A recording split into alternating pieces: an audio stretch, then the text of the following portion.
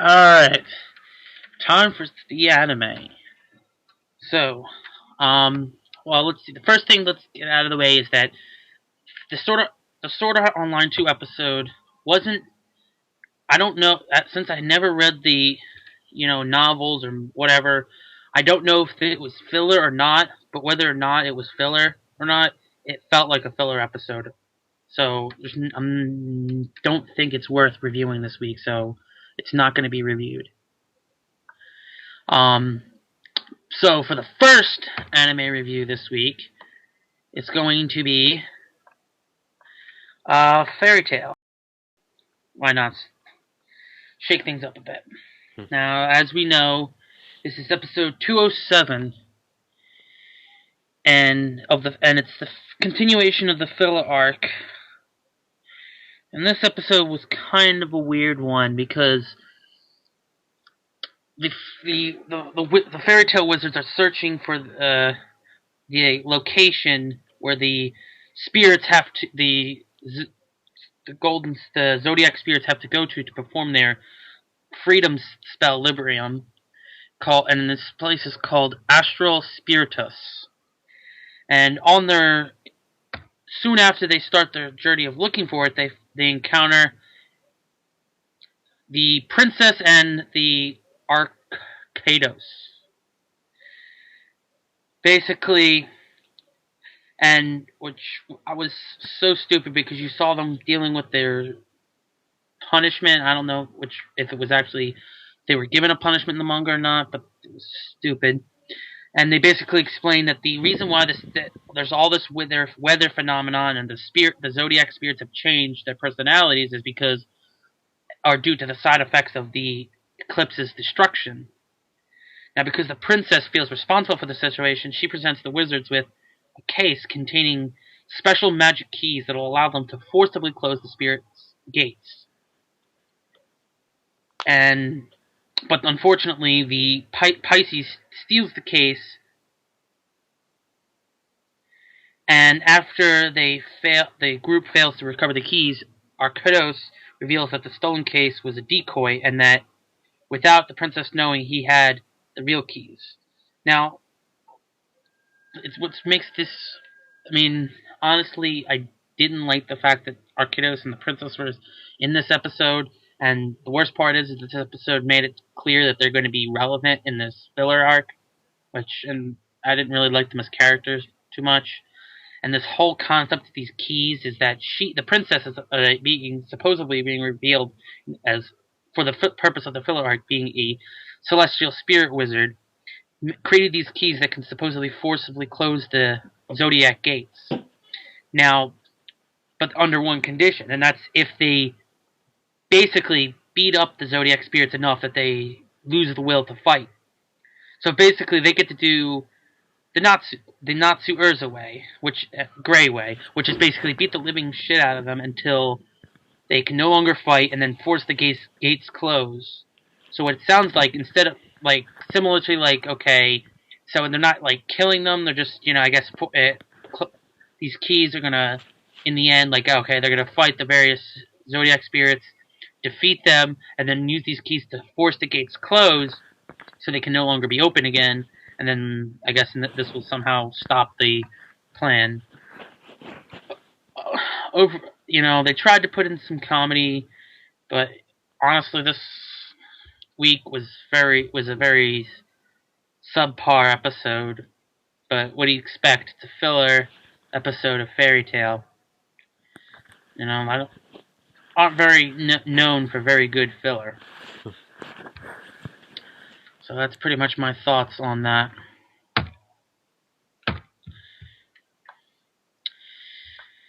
The next is going to be talking about the Naruto episode 385, Obito Uchiha.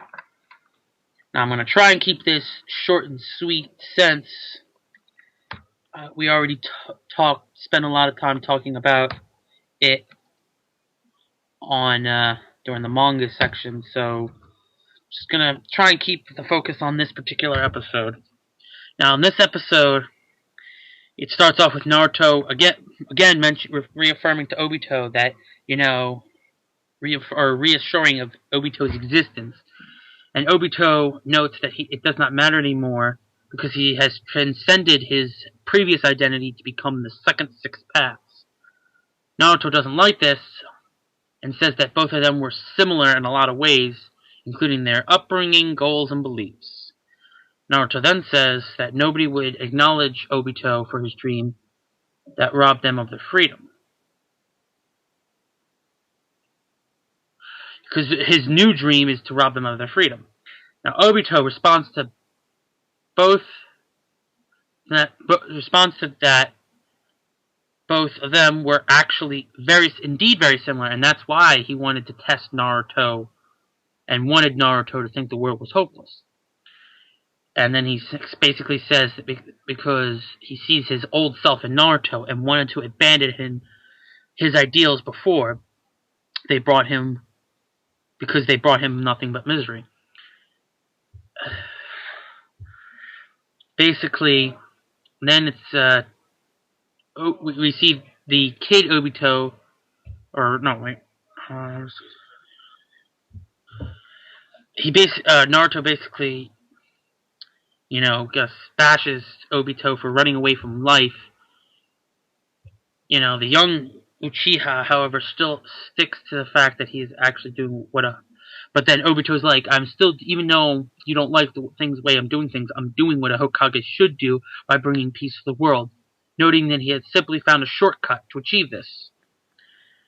Adamant in his beliefs, Naruto tells Obito that there is no shortcut to the dream of being Hokage, who is a person who was supposed to go before everyone and make the way easier for them to follow. So, in short, this episode is basically Naruto and Obito going back and forth again about how they're similar, but at the same time, Obito's like, my new dream is the same thing as what a Hokage should do, which is bringing peace.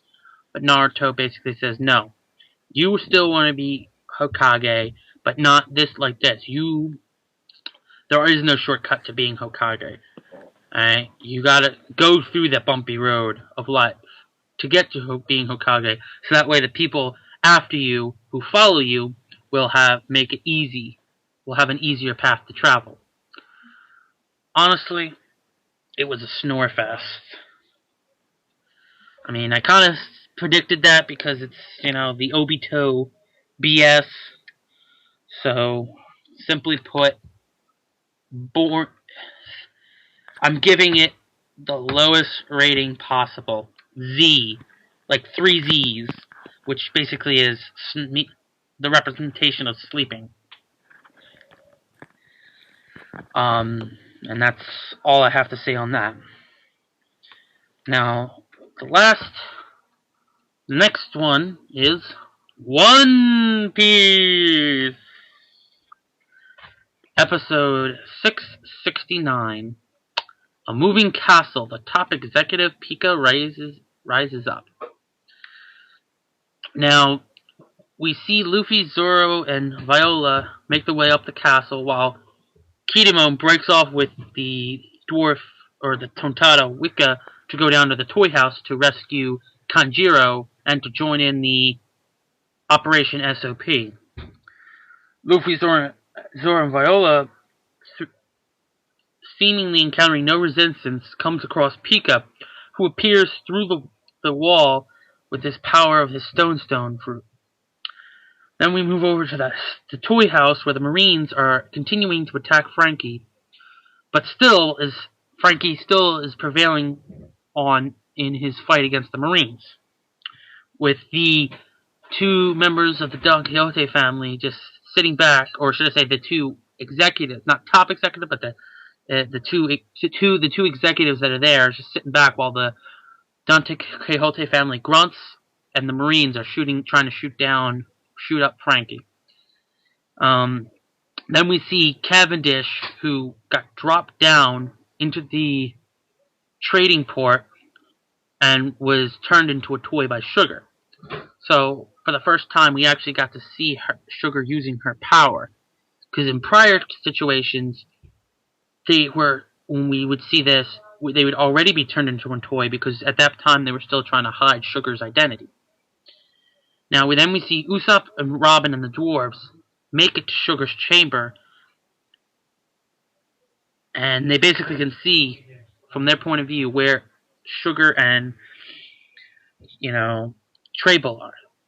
And Leo shows the Tontada special secret weapon, the Tontada Bosco fruit, which basically is a very, very hot, or very, very spicy, I guess, pepper thing that apparently grows to look like a grape, which they'll use to poison and knock out Sugar. Leo then makes his speech about how all the toys will turn back to normal after she's defeated. The dwarves cheer in excitement as Usopp tries to silence them. So there wasn't too much going on. The highlights would be them, Luffy, Zoro, and Viola going up against Pika, and Frankie fighting the Marines. Because you also got to see more of Senor Pink and his hard-boiledness.